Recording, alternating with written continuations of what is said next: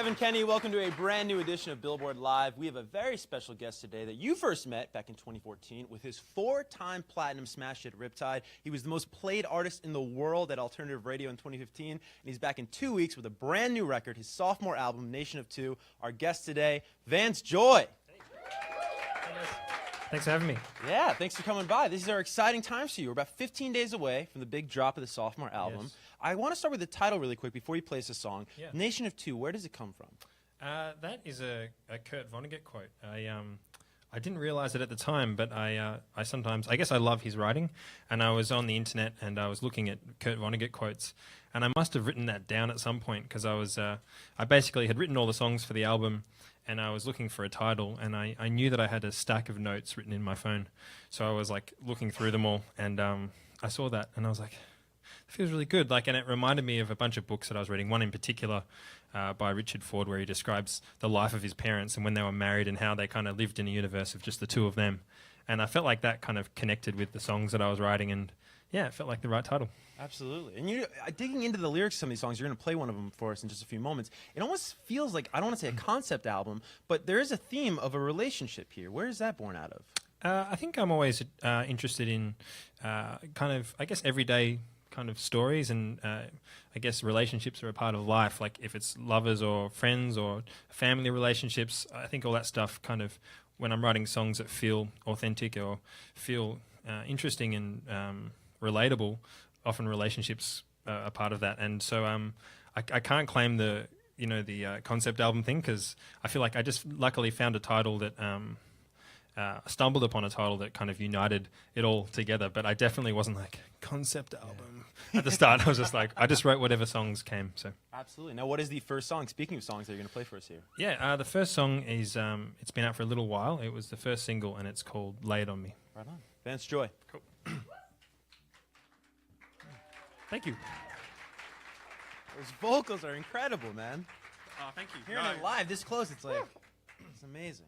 I want to talk about the songs like that we just heard, and the songs that are going to be part of this new album. You said that it's an evolution for you in terms of the rhythm of these songs, the cadence that you use in your vocals. Can you kind of explain that for fans watching right now that haven't heard the record yet? Yeah, I guess as a songwriter, you're always interested by, or for me, and I think this is probably pretty common, is that you're interested in exploring things you haven't done before, songwriting wise. And so for me, it's like you'll play, rhythms that you've played before, and you'll be like, oh, that feels like something I've done before. And I always feel like I'm returning always to the same guitar finger picking patterns, which is fine. And I guess you have your own, bag of ideas, and you kind of keep, reusing them and trying to be resourceful with them.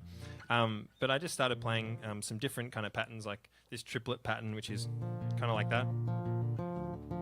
And that will like just make you sing in a slightly different way and put words together differently. So that was one song, and I did that for a couple of songs. And then I just found that I guess from listening to a bunch of songs in the meantime and that kind of thing, I just was exploring ways of, I guess, stringing words together and fitting words into lines and putting words with melodies, and I think that evolution is there in the songs. Am I crazy to hear a little bit of like a hip-hop influence in terms of the cadence of like a song like Saturday Sun, right? That kind of opening cadence there. You're not rapping, but it's almost like an Ed Sheeran rap, you know what I mean? I know, He does it. Yeah, I totally agree with you. That song in particular, when we were doing it, I was like, da da da da da da da. Da, da, da, da, da, da, da. And that was cool as well to do that, and I was like, that definitely feels interesting to me and new, so I'm glad that's coming through. Definitely. I look forward to the trap remix of that song. Yeah. Now, you started writing this music back on tour with Taylor, I understand. Like Saturday Sun specifically, that song you wrote after a show, I think, when you were opening for Taylor a couple years ago. Yeah, there was. I think I was locked in a. I wasn't locked. Like no one's ever locked me in rooms, but I was locked in a hotel room in LA, in downtown LA, and I felt locked because it was like downtown LA, and it was like so hot, and I was just like in this tiny room, and Taylor wouldn't let you come out. No one was letting me out. No, I was just kind of like holed up there for a week because she had like 100 shows at the Staples Center. And I remember just sitting in my room and I was just collecting ideas, and I guess I started writing the kind of what I didn't realize at the time was the beginning of that song. And I guess on that whole touring thing and even the last few years, you collect ideas and you don't always finish the songs, but the starts of songs come to you, and then it was only until I got off the road that I could kind of put all the pieces together and see what I had. Eventually finished it in Malibu, I understand, right? Yeah, that song in particular I finished in Malibu, and it kind of turned into this really upbeat, fun song, and and it comes through, I guess. I don't know if always the place where you're recording influences the song, but I was working with a guy named Dave Bassett, and he kind of was like, oh, maybe you should bring the uke out, and kind of, I don't know, it just kind of developed really kind of effortlessly and organically, and it turned into this cool song. I got to ask about, tour stories, right? You're on the road with Taylor. A story that I've heard that I love that has never been told here before is you, Taylor, I think the crew is, if I have it right, Rachel Platten, you, Taylor, Kelsey Ballerini, I think is involved, and you guys are jamming out to Blink-182. Yeah, that was really cool. I remember that was one of her early on in that tour.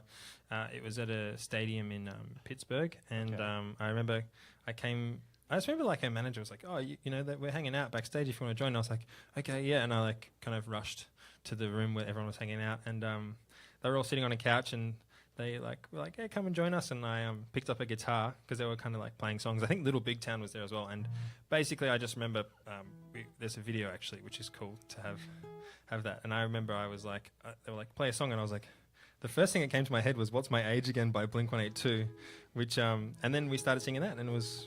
Can we get a little bit of that? Can we get Vance doing Blink at Billboard? The riff. Yeah, it goes. Okay, I might screw this up, but I can do the start. Okay, there we go. Okay, very good. And it's like, I took her out. It was a Friday night. I woke up. Forget that last note.